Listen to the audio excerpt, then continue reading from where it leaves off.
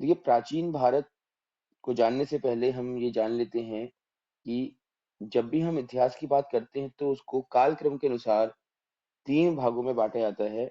चाहे वो भारत का इतिहास हो, चाहे ब्रिटेन का इतिहास हो, चाहे अमेरिका का इतिहास हो। पहला होता है प्राचीन, दूसरा होता है आपका मध्यकालीन और तीसरा होता है आधुनिक। अब प्राचीन हो, मध्यकालीन हो और आधुनिक हो, इनमें भी डिवीज़न किया जाता है, क्लासिफिकेशन किया जाता है। आप जानते ही हैं मध्यकालीन को हम सल्तनत काल और मुगल काल में बाँट देते हैं। आधुनिक भारत को हम बाँटते हैं किसमें? ब्रिटिश भारत में और उसके बाद पोस्ट इंडिपेंडेंट ईरा जो होता है ना? उसमें। इसी प्रकार से प्राचीन जो भारत है, बाकी तो दोनों आपने पढ़े होते हैं, बहुत आसान होते हैं आप लोगों के लिए समझना। लेकिन अगर किसी ने इतिहास नहीं पढ़ा है, जिसको इतिहास की बहुत अच्छी नॉलेज नहीं है, तो उसके लिए प्राचीन काल का जो डिवीज़न होता है, उसकी समझ रखना इतना आसान नहीं हो पाता है। क्योंकि प्राचीन काल को कितने भागों में बाँटेंगे, हमको कुछ आइडिया आता ही नहीं है, ना? तो देखिए 3 भागों में प्राचीन काल को बाँटते हैं, जो कि प्रागैतिहासिक काल, आदि ऐतिहासिक काल और ऐतिहासिक काल के नाम से जाने जाते हैं। कल की क्लास में मैंने बहुत डिटेल में डिस्कशन किया है आप लोगों के साथ कि क्या होता है प्रागैतिहासिक काल, क्या होता है आदि ऐतिहासिक काल और क्या होता है ऐतिहासिक काल। कल हमारी चर्चा जो थी सिर्फ इस पर ही केंद्रित थी कि हम ये समझ जाएं कि प्रागैतिहासिक काल क्या है और क्यों इसको प्रागैतिहासिक काल कहा जाता है। तो प्राग मतलब तो होता है बहुत पुराना, मतलब ऐसा कि जो आरंभ से स्टार्ट हुआ हो, ठीक? तो ऐसा माना जाता है कि इस समय प्रागैतिहासिक काल के समय लिपि का तो एक प्रकार से प्रयोग होता ही नहीं था। तो अगर लिपि का प्रयोग नहीं होता था तो इतिहास की घटनाओं की जानकारी हमको कैसे मिलती है? क्योंकि आज अगर आप इतिहास पढ़ते तो आप या किताब से पढ़ते हैं या फिर कोई आपको सुनाता है और दोनों ही स्थिति में आप भाषा का प्रयोग करते हैं। या सुन करके या पढ़ करके 2 ही माध्यम से आप इतिहास की जानकारी ले पाते हैं। लेकिन अगर ये कह दें हम कि लिखित ही नहीं था, कुछ लेखनी ही नहीं मिलती है, तो उस काल की जानकारी कैसे मिलती है? ये एक यक्ष प्रश्न रहता है।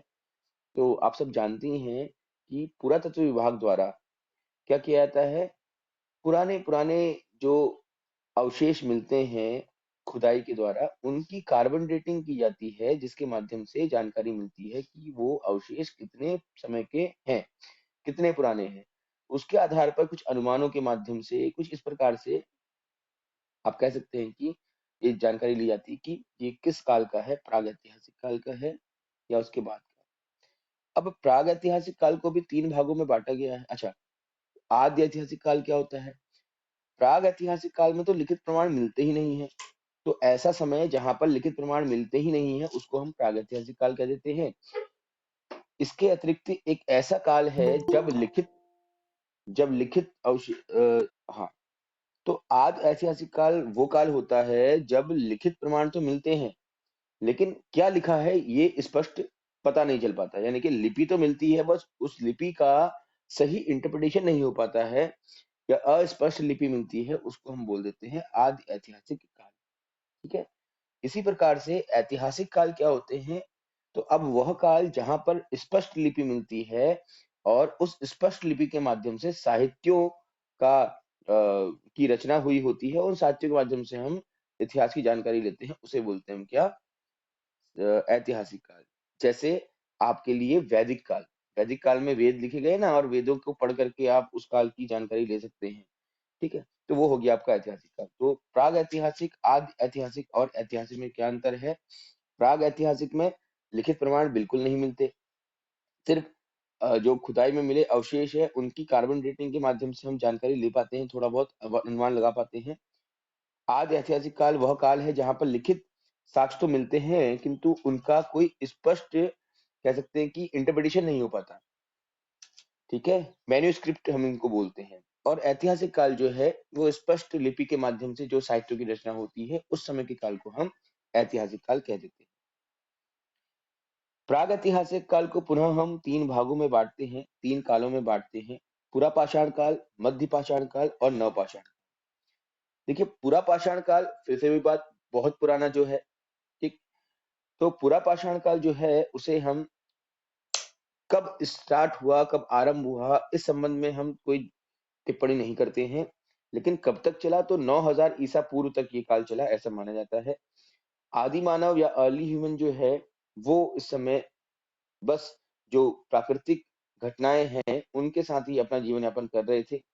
जैसे कि कल बताया था आपको मैंने कि अब एक मानव को जीवित रहने के लिए क्या चाहिए? रोटी, कपड़ा और मकान, है ना? तो कपड़ा तो ये पहनते नहीं थे, तो कपड़े वाली बात तो हट गई, ठीक? बिना कपड़े के इंसान ज़िंदा तो रह ही सकता है ना? रोटी चाहिए थी इनको, तो रोटी के लिए क्या करते थे ये कि बड़े-बड़े पत्थरों से जानवरों को मार करके या फिर पेड़ों से कंद-मूल तोड़ करके, फल तोड़ करके, खा करके अपना जीवन यापन किया करते थे। और फिर आती है मकान की बात, शेल्टर की बात। तो शेल्टर भी कोई इनका स्पेसिफिक नहीं था। बस जंगली जानवरों से बचने के लिए, शेर आदि से बचने के लिए, या तो ऐसा माना गया है, अब हम इस पर टिप्पणी नहीं कर सकते हैं, कि या तो ये गुफाओं में रहा करते होंगे, गुफाओं में चले गए, अपना बाहर से बड़ा पत्थर लगा दिया ताकि कोई जानवर अंदर ना आ पाए, ऐसा। और या फिर ये हो सकता है कि पेड़ों में भी रहा कर सकते हैं, जैसे आप अभी तो आप देखते हैं कई बार जंगलों में जाते हैं आप लोग, तो वहाँ पर क्या बोलते हैं, वो जो पेड़ों के ऊपर जो बड़े पेड़ होते हैं, वहाँ पर थोड़ा-सा अगर कहें कि स्पेस होता है, तो वहाँ पर ये रह सकते हैं, मतलब ऐसा माना जाता है, ऐसा मैं अपने ऊपर से अपने शब्दों में टिप्पणी नहीं कर सकता हूँ, ठीक है ना? ऐसा इतिहासकार अनुमान लगाते हैं। तो इनके शेल्टर के संबंध में तो कोई चर्चा ही नहीं है, बस इतना है कि बड़े-बड़े पत्थरों से जानवरों का शिकार करके और कंदमूल जो कि प्राकृतिक फल होते हैं, वो खा करके अपना जीवन यापन ये कर लिया करते थे, ठीक है? इसके बाद देन मध्य पाषाण काल की तरफ अगर हम आते हैं, तो भाई मध्य पाषाण काल जो है वो 9000 ईसा पूर्व से 4000 ईसा पूर्व तक चलता है। और इस काल में विशेषता ये है कि देखो, अभी तो पूरा पाषाण काल में जो आदि मानव है, वो बिल्कुल प्राकृतिक घटनाओं के साथ जीवन यापन कर रहे थे, मतलब अपनी तरफ से कोई उनका ऐसा खास एफर्ट नहीं लग रहा था। अब वो एफर्ट लगाना शुरू करते हैं, जैसे कि पत्थरों के छोटे-छोटे नुकीले और जो लकड़ियाँ होती हैं, उनको आगे से नुकीला करके कुछ हथियार बनाने का प्रयास करते हैं ये। उन हथियारों के माध्यम से अब ये क्या करते हैं, जानवरों को मारते हैं, है ना? तो इस प्रकार से जानवरों को मार करके और उसके बाद जानवरों के जो बड़े-बड़े टुकड़े होते हैं, भई पूरा जानवर खाने में तो दिक्कत होएगी, है ना? कोई शेर तो है नहीं कि शेर की तरफ दाँत है खतरनाक और फाड़ दिया पूरा। तो छोटे-छोटे जो पत्थर के नुकीले कण वो बनाते होंगे औज़ार, तो उससे क्या करते होंगे, चीर-फाड़ करके जानवरों को खाया करते होंगे, ठीक है? तो ये तो प्रमुख बातें हैं, जो मध्य पाषाण काल में आपको याद रखनी है, कि ये चीज़ इसमें हुई थी। और साथ ही साथ अब इनका इतना जो समय है वो ऐसे जानवरों के साथ बीतता था कि कुछ बहुत खूंखार हुआ करते थे, जिनके पास जाना भी खतरा होता था, यानी कि उनको दूर से मार करके ही उनके पास, उनके मृत शरीर के पास ही जाया जाता था। लेकिन कुछ जानवर इनको ऐसे लगे कि जो बहुत ही ईज़ी गोइंग हैं, जिनके साथ आराम से रहा जा सकता है, ऐसे जानवरों को ये अपने साथ लेकर के आए और पशुपालन का कार्य इन्होंने आरंभ किया। तो बकरी, कुत्ता, है ना? ये अ, बैल या गाय, ये बहुत ही जो ऐसे जो सरल स्वभाव के जो जानवर हैं, उनको इन्होंने अपने साथ रखना शुरू किया। और इस प्रकार से मध्य पाषाण काल में पशुपालन का आरंभ माना जाता है। ठीक है? तो याद रखना है आपने कि पशुपालन मध्यकाल में या मध्य पाषाण काल में आरंभ हो गया। नवपाषाण काल, नवपाषाण काल में देखो, नव मतलब कि बिल्कुल ऐसी क्रांति इस काल में आई कि जिसके बाद से जो अर्ली ह्यूमन थे, या आदि मानव थे, उनके जीवन में काफ़ी परिवर्तन देखने को मिले और उनका जो जीवन था और सरल हो गया। ऐसी क्रांति माना जाता है कि आग के आविष्कार के कारण से ये आई थी, या कहीं की आग की खोज हो गई थी। वैसे खोज कहीं, आविष्कार कहीं, ये प्रश्न है आपके लिए, है ना? आप जो कहें, क्योंकि देखो आविष्कार और खोज में क्या अंतर होता है, ये भी मैं आपको बता देना चाहता हूँ।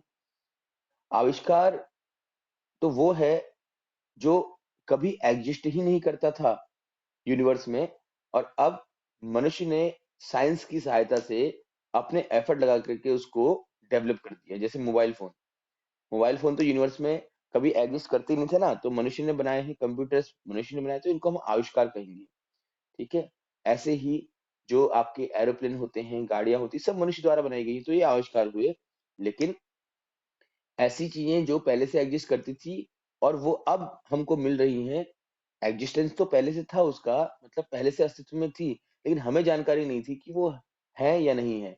लेकिन अब जब हमको की जानकारी हुई है तो हम बोल सकते हैं खोज हुई है। ठीक, जैसे हम बोलते हैं ना कि कोलंबस ने अमेरिका की खोज की, तो क्या अमेरिका पहले से एग्जिस्ट नहीं करता था? करता तो था, कॉन्टिनेंट तो पहले से ही था, लेकिन सबसे पहले कोलंबस उस कॉन्टिनेंट में गए, है ना?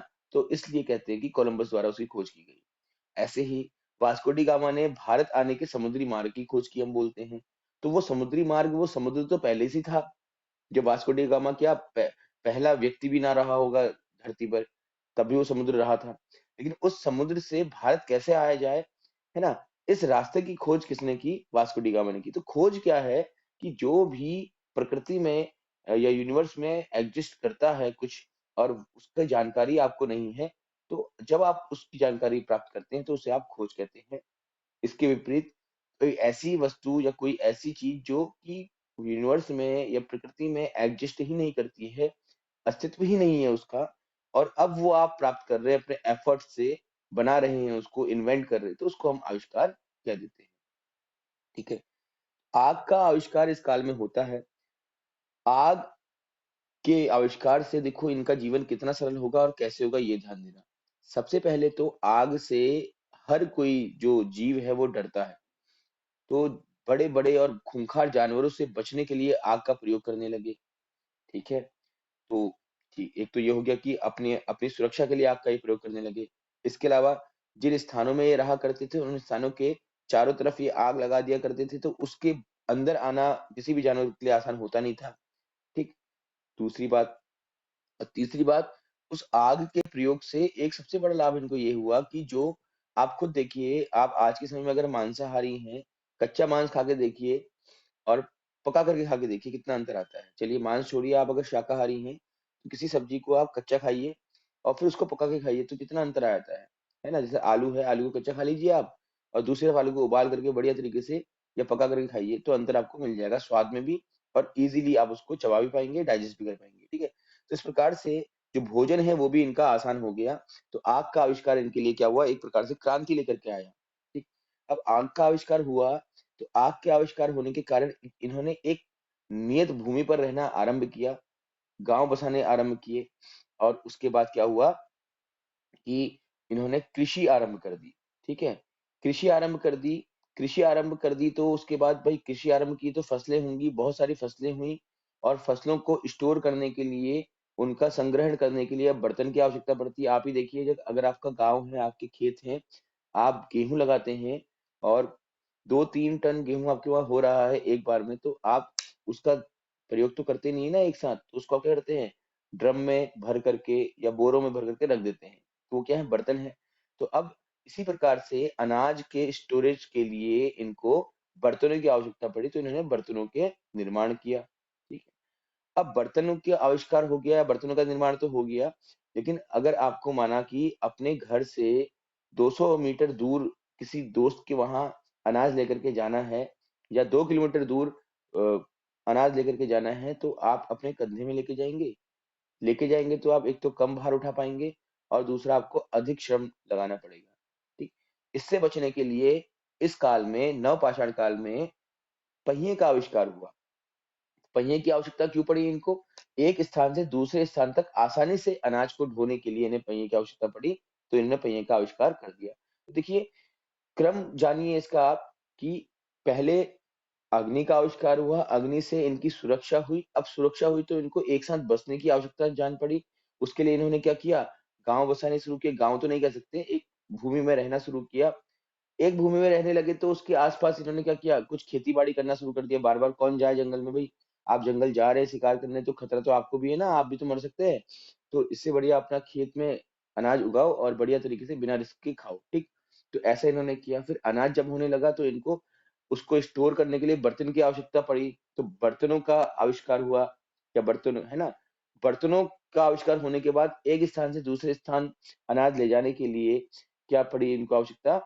पहिए की आवश्यकता पड़ी, जिससे कि आसानी से ये सामान यहाँ से वहाँ ले जा सके। तो इस प्रकार से देखिए, आवश्यकताओं के अनुरूप ही आविष्कार हो रहे हैं। नवपाषाण काल में बहुत इम्पोर्टेंट है, 3 आविष्कार हुए हैं। पहला हुआ है आपका आग का, दूसरा हुआ है बर्तन का, और तीसरा हुआ आपका पहिए का। याद रखना है आप लोगों ने, ठीक है? क्रम भी याद रखना है। क्रम कैसे याद रखोगे? पहले आग का आविष्कार हुआ, तब जाकर के, ठीक है, कृषि होनी शुरू हुई। और कृषि होनी शुरू हुई तो जाकर के क्या हुआ, आपका बर्तनों का आविष्कार हुआ अनाज रखने के लिए। बर्तनों के आविष्कार के बाद देन हुआ क्या, आपका पहिए का आविष्कार। तो क्रम भी याद रखना, कई बार परीक्षा में क्रम पूछ लेता है। ठीक। तो नवपाषाण काल में, जहां मध्य पाषाण काल में जो आदि मानव थे या अर्ली ह्यूमन थे, वो केवल पशुपालन ही कर रहे थे, पशुपालन के माध्यम से ही। अब दो इनको लाभ हो रहे थे, एक तो जो दूध देने वाले पशु हैं, उनसे दूध इनको मिल जा रहा था। दूसरा, उन पशुओं को, देखो जंगल में बार बार जाकर के शिकार करना तो रिस्की हुआ, माना कि ये मारने गए हैं किसी बकरी को, और उसी बकरी को शेर भी घात लगाए बैठा हुआ है, तो खतरा इनके लिए हो जाएगा ना। तो ऐसे जानवर को इन्होंने अपने पास रखना शुरू किया, जब मन किया तब काटा और खा लिया, ऐसा भी हुआ। ठीक। तो पशुपालन मध्यपाषाण काल में और कृषि नवपाषाण काल में इनकी आरंभ होती है। ये तो पढ़ा हमने अभी क्या, प्राग ऐतिहासिक काल करना। अब हम आते हैं आज ऐतिहासिक काल में। देखो आज ऐतिहासिक काल जहां पर की लिपि मिलती है हमको, वो आपका सिंधु घाटी सभ्यता से आरंभ होता है। ठीक है। और लगभग ये उत्तर वैदिक काल तक इसको माना गया है ऐसा। ठीक है। हालांकि वैदिक काल का जो लिपि है वो स्पष्ट है, तो कायदे अनुसार तो ये ऐतिहासिक काल के अंदर आ जाना चाहिए, लेकिन किंतु इनका जो क्लासिफिकेशन है वो कुछ इस प्रकार है, तो आप देख लीजिएगा। सिंधु घाटी सभ्यता, वैसे सिंधु घाटी सभ्यता तक का समय जो है वो आदिकाल, आदि ऐतिहासिक काल होता है। उसके बाद तो लिपि आसानी से समझ में आने लगती है। चलिए कोई नहीं। तो इसके अंतर्गत सिंधु घाटी सभ्यता है आपकी। सिंधु घाटी सभ्यता से काफी सारे प्रश्न आपकी परीक्षाओं में पूछे जाते हैं, तो इसको आपने थोड़ा सा अच्छे से देखना है। आगे पढ़ेंगे हम। कौन सिंधु घाटी सभ्यता की राजधानी के रूप में माना जाता है, कौन यहाँ का सबसे बड़ा बाजार था, कौन यहाँ के बंदरगाह थे, है ना, ये सब कुछ हम आगे डिस्कस करेंगे। वैदिक सभ्यता आपकी है 1500 से 600 ईसा पूर्व तक की। इसके बाद ऋग्वैदिक काल है, उत्तर वैदिक काल है, और फिर ऐतिहासिक काल के अंदर हम ये बाकी चीजें पढ़ लेते हैं, जिसमें महाजनपद काल आता है। ठीक है। ये सिर्फ एक आपका क्या है, ये देखिएगा। प्राचीन काल में महाजनपद काल, मगध साम्राज्य, मौर्य साम्राज्य, मौर्योत्तर काल, गुप्त साम्राज्य और हर्षवर्धन का काल, ये आपने पढ़ना है। तो काफी है, कम नहीं है इसमें। ये सिर्फ टाइमलाइन है आप लोगों के लिए अभी। ठीक है। चलिए अब डिटेल कर लेते हैं हम। पाषाण काल में प्रमुख स्रोत क्या होते थे। देखिए इतिहास जब आप पढ़ते हैं, तो आप जो बता रहे हैं या आप जो समझ रहे हैं, उसके प्रमाण कहाँ से मिल रहे हैं, ये जानना जरूरी है। जैसे कि अगर मैं आपसे कहता हूँ कि पूरा पाषाण काल में ऐश्वर्या राय भी हुआ करती थी, तो उसका प्रमाण क्या है, आपको देना पड़ेगा। ठीक। तो ये कहाँ से मिलते हैं, स्रोत क्या होते हैं इसके, तो देखिए सबसे पहले तो विमाध्यम जिनसे हम इस कालखंड के संबंध में जानकारी प्राप्त करते हैं, उसको हम क्या बोलते हैं, स्रोत बोलते हैं।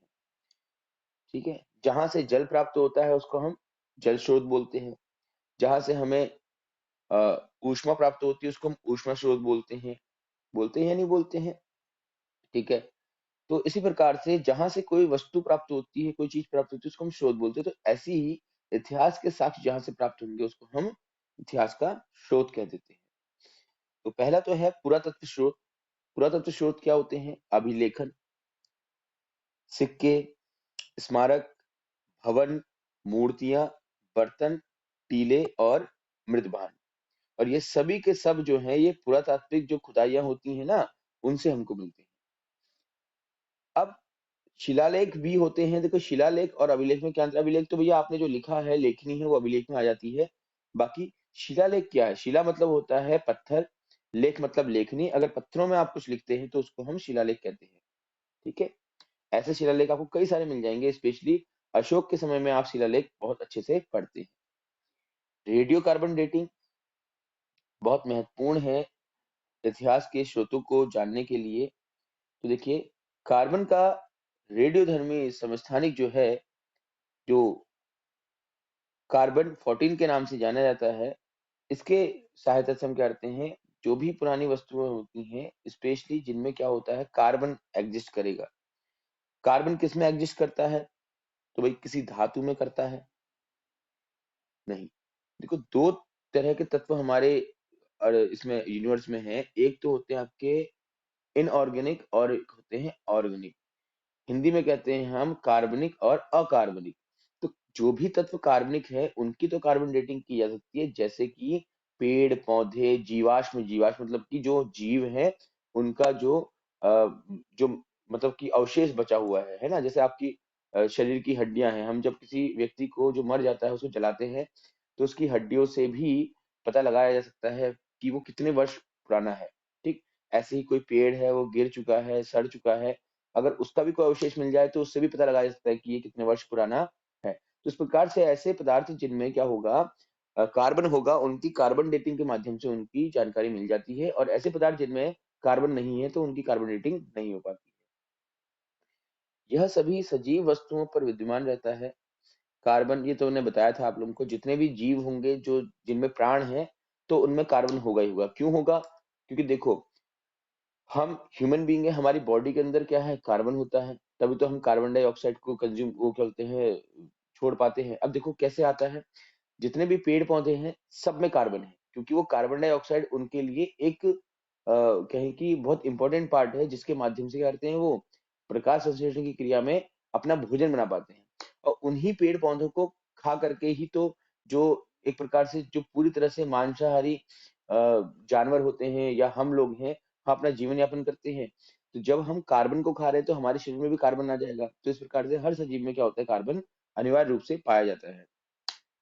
तो ऐसे सभी तत्वों की जानकारी या इनके विषय की जानकारी हमको कार्बन डेटिंग के माध्यम से मिल जाती है, जो कि कार्बन 14 के नाम से भी जाना जाता है। इतिहास को समझने का यह एक विश्वसनीय माध्यम है, क्यों है मैंने बता ही दिया आप लोगों को। इसके बाद आता है आपका साहित्यिक स्रोत। तो 3 स्रोत हैं देखिए, पहला था आपका पुरातत्व स्रोत, फिर है रेडियो कार्बन डेटिंग, और फिर आपका साहित्यिक स्रोत। देखिए, इतिहास में आप अब जो भी एग्ज़ाम देंगे इसके बाद, ठीक है, आप लोग में से कुछ स्क्रीनिंग का एग्ज़ाम भी देंगे, आप ही लोग यूटेट का एग्ज़ाम भी दे रहे होंगे, है ना? ज़रूरी तो है नहीं कि अगर आप सिर्फ़ एक ही यूटेट के लिए पढ़ रहे हैं, जीएस, या फिर सिर्फ़ स्क्रीनिंग के पढ़ रहे हैं तो कोई काम नहीं आएगी। तो हम तो जीएस कुछ इस तरीके से पढ़ने का प्रयास करते हैं कि वो हर जगह काम आ जाए, राइट? और अगर प्राचीन इतिहास की बात करें तो वहाँ पर स्रोतों के संबंध में भी प्रश्न आते हैं कई बार। ऐसा प्रश्न आपसे पूछा जा सकता है कि बताइए कि बर्तन या मृत भांड किस प्रकार के ऐतिहासिक स्रोत के अंतर्गत आते हैं? पुरातत्व स्रोत, रेडियो कार्बन, है ना, डेटिंग, या फिर साहित्यिक स्रोत। तो साहित्यिक स्रोत तो वो है जो लेखनी में पाए जाते हैं, यानी कि साहित्य में पाए जाते हैं। मतलब पांडुलिपियां, पांडुलिपियां मैन्युस्क्रिप्ट बोलते हैं इनको, भोजपत्र हैं, ताड़पत्र हैं, ठीक है, वेद पुराण उपनिषद, ये जो साहित्य की रचना हुई है जब से, राइट, उसके माध्यम से जो हमको स्रोत मिलते हैं उनको हम साहित्यिक स्रोत कहते हैं। राइट? शिलालेखों को हम साहित्यिक स्रोत कहेंगे नहीं कहेंगे, अभिलेखों को हम साहित्यिक स्रोत कहेंगे नहीं कहेंगे, ये आप लोगों के लिए प्रश्न है। इसका उत्तर आप कल की क्लास में देंगे, क्योंकि जब हम पढ़ रहे हैं तो हमें कुछ प्रश्नों को भी लेते हुए चलना चाहिए ताकि आप कुछ खोज करें, समझ रहे? और इसी से तो आपका थोड़ा सा चिंतन स्तर बढ़ेगा। तो बताना है आपको, कल के लिए प्रश्न है आपका, क्या प्रश्न बोला है मैंने, जरा एक बार रिपीट करना। तो साहित्यिक स्रोत है, ये तीसरे नंबर के स्रोत हैं आपके, जो कि प्राचीन भारत के सर्वाधिक प्रचलित स्रोतों में से एक है, क्योंकि कोई भी इंसान होता है ना, आम इंसान के लिए तो साहित्यिक स्रोत ही काम आते हैं। आप ये देखिए ना कि अगर आपको, आप स्पेशलिस्ट हैं तभी जाकर के आप कार्बन डेटिंग कर पाएंगे, तभी जाकर के आप जो अवशेष हैं उनका जानकारी ले पाएंगे कि वो क्या है कैसे हैं करके। लेकिन अगर आप सामान्य पढ़े लिखे व्यक्ति हैं तो आप किताबें पढ़ करके पता लगा लेते हैं कि इतिहास में क्या हुआ क्या नहीं हुआ, है या नहीं है? ठीक है। इसके बाद आता है विदेशी विवरण। लेकिन ये विदेशी विवरण जो है, ये तो फिर बाद की बातें आ जाती हैं, जिसमें जब भारत भ्रमण करने आए जो विदेशी थे, उन्होंने देखो, आदि मानव के काल में कौन बाहर से भारत में आया होगा ना? उसमें तो कोई आया नहीं होगा। तो बाहर के लोग भारत में सिर्फ घूमने के लिए आए, पढ़ने के लिए आए, तो उन्होंने भारत के विषय में जो भी कुछ लिखा, वो भी क्या है, एक प्रकार का साक्ष्य माना जाता है। लेकिन कह सकते हैं कि आप इनमें उतनी सत्यता हो भी सकती है, नहीं भी, क्योंकि जो इंसान अपने घर में रह रहा है उसको ज़्यादा जानकारी होगी अपने घर के संबंध में, या फिर जो बाहर से आकर के 10 दिन के लिए मेहमान के रूप में आपके घर में रहा उसको होगी। आप खुद समझदार हैं तो आप बता सकते हैं। पूर्व पाषाण काल, इस समय का मनुष्य जंगलों में निवास करता था तथा पशुओं का शिकार तथा पेड़ों की छालों को आंशिक रूप से प्रयोग में लाता था। प्राकृतिक पत्थरों, छोटे बड़े पत्थरों का प्रयोग करता था, ठीक है। ये सब मैं बता चुका हूँ आप लोगों को, ये नोट्स आपको मैं भेज दूंगा, ठीक है, ताकि आपको नोट बनाने में इजी हो जाए। इस काल में मनुष्य को पशुपालन आरंभ किया, मैंने बताया था आपको अभी अभी, है ना। सबसे पहले जो पशुपालन के जो साक्ष्य हैं वो कहाँ मिलते हैं, ये नोट कर लीजिएगा, फैक्ट है, फैक्ट जहां जहां मिले वो नोट कर लीजिएगा आप। आदमगढ़ जो कि मध्य प्रदेश में है, और बागौर जो कि राजस्थान में, यहाँ पर पशुपालन के आरंभिक साक्ष्य मिलते हैं। इसके बाद भारत की पहली सभ्यता किस नदी के किनारे बसी है, तो देखो नर्मदा नदी के किनारे बसी है। तो नर्मदा नदी घाटी के किनारे सबसे पहली सभ्यता बसी है, आपको याद रखना है, प्रश्न पूछा गया है परीक्षाओं में। नर्मदा को शिवराज शिवराज ने स्वच्छता परियोजना से जोड़ा हुआ है, ठीक। इसके अलावा छोटे उपकरण, इसमें मध्य पाषाण काल की बात कर रहे हैं, छोटे उपकरण पत्थरों को काट कर नुकीला बना करके लकड़ी को नुकीला करना आदि द्वारा अब शिकार करना और शिकार को छोटे छोटे भागों में बांटना बहुत आसान हो गया था। प्रक्षेपास्त्र का प्रयोग किया जाता है। प्रक्षेपास्त्र क्या होता है, जो चीज आप फेंक के मारते हैं, भाला होता है ना, भाले को आप फेंकते हैं और दूसरी जगह जाता है वो, ठीक। तो इस प्रकार से आप नुकीले करके ये पत्थरों को फेंकने लगे, डंडों को फेंकने लगे, तो क्या होगा आपका, प्रक्षेपास्त्र कहेंगे इसको, मिसाइल बोलते हैं वैसे, है ना, ठीक। नवपाषाण काल में, इस काल में आदिमानव का समाज विकसित होने लगा और अब आग का आविष्कार भी हो गया। और आग का आविष्कार होने के कारण एक बहुत ही बड़ी क्रांति आपको देखने को मिली। ये सब कुछ मैं बता चुका हूँ आपको, अब मैं सिर्फ रिवीजन टाइप में करा रहा हूँ, आपको समझ लीजिए आप, है ना, एक प्रकार से, ठीक है। अपने बस्ती के चारों ओर आग का घेरा बनाकर आक्रामक पशुओं से स्वयं की सुरक्षा ही कर पाते थे, है ना। और जो भी भोजन होता था उसको स्वादिष्ट बना पाते थे आग में तबाह करके। कृषि का आविष्कार इस समय हुआ, पहिए का आविष्कार हुआ, बर्तनों का आविष्कार हुआ, बता चुका हूँ आपको। पहिए का आविष्कार बर्तनों का आविष्कार के बाद होगा, हाँ ये याद रखना है। अच्छा, अब ताम्रपाषाण काल, ताम्रपाषाण काल के संबंध में आपको मैंने अभी अभी नहीं, कल तो बताया था, अभी नहीं बताया था। तो देखो ताम्रपाषाण काल कुछ नहीं है, जब तांबे की खोज हुई थी तो उसको हम ताम्रपाषाण काल कहते हैं। क्योंकि कृषि करने के लिए भी आप जानते हैं कि अगर धातु आपके पास हो तो बहुत आसान हो जाता है, जैसे कि खुदाई वगैरह करेंगे आप, अगर धातु से करेंगे तो आसान होगी, पत्थरों से करेंगे, लकड़ी से करेंगे तो उतनी आसान नहीं हो पाएगी, क्योंकि धातु की पकड़ अच्छी होती है।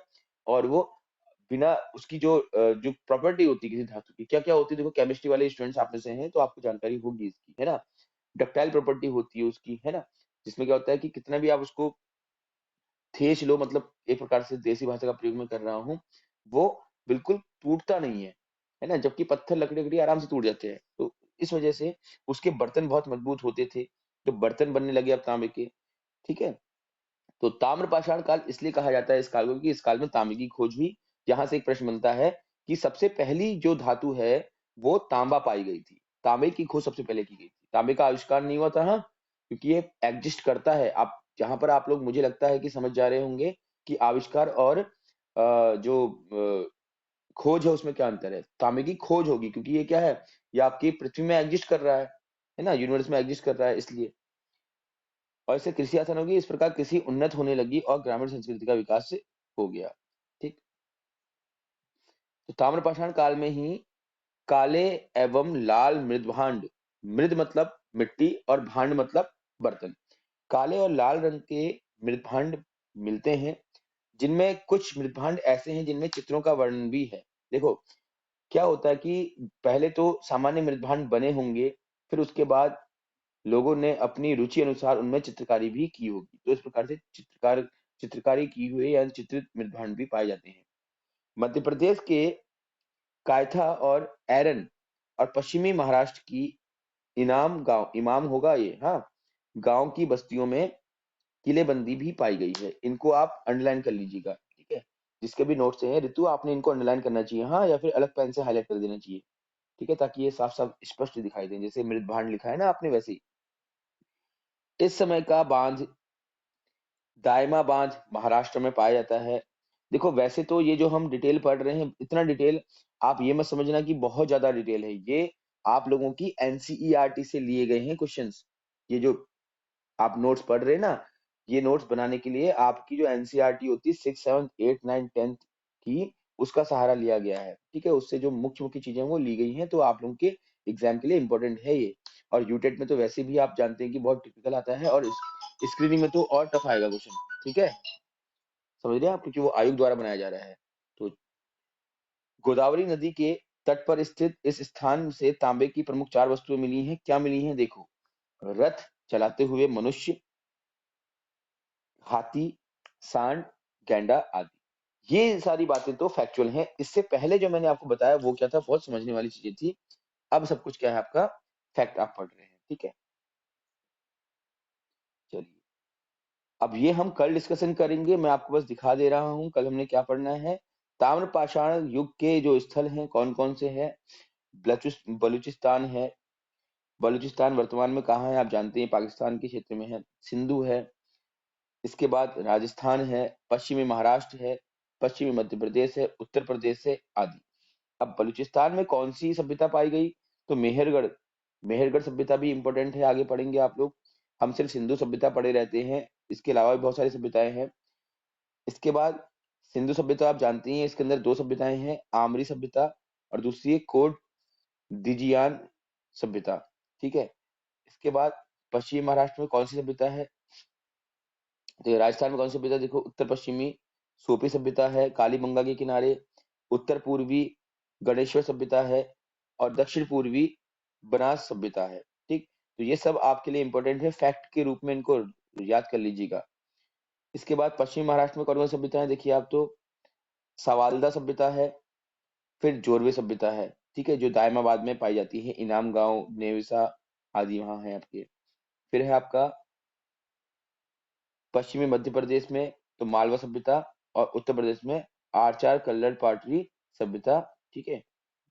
तो ये सब कुछ हम कल डिस्कस करेंगे इसके आगे का। तो आई होप कि आज की क्लास में जो भी आपको पढ़ाया गया था आपको समझ में आया होगा। देखिए, वैसे तो ऐसा बिल्कुल नहीं है कि जो आपको पढ़ाया जा रहा है वो आप कहीं और से नहीं पढ़ सकते हैं। आपको किताबें भी आपके पास हैं, आपके काफी सारे सोर्सेज हैं, लेकिन एक सीक्वेंस में पढ़ना बहुत ज़रूरी होता है। इसी से हमारा जो है नॉलेज वो एनहांस होता है, बढ़ता है, ठीक है?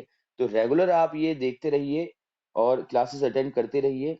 और सबसे इम्पोर्टेंट बात ये है कि क्लास में आपको बेनिफिट जो मिलता है, वो ये होता है कि आपको कुछ भी समझ में नहीं आ रहा है, 1% भी, उससे संबंधित आप प्रश्न पूछ सकते हैं, ठीक है? कहीं और से अगर इसको पढ़ेंगे तो आप वो प्रश्न नहीं पूछ सकते ना। आप किताब पढ़ रहे हैं, किताब में कोई चीज़ नहीं आई, कहाँ पूछोगे? हैं? तो अभी जो आप ये पढ़ रहे हैं कोचिंग में, इसका बेनिफिट आपको लेना चाहिए और जितना हो सकता है अधिक से अधिक आपको प्रश्न करने चाहिए। बस उद्देश्य है कि जो आप आज पढ़ रहे हैं वो आप इतना अच्छे से पढ़ लें, समझ लें कि भविष्य में फिर उसको दोबारा से पढ़ें तो कोई दिक्कत आपको ना आए।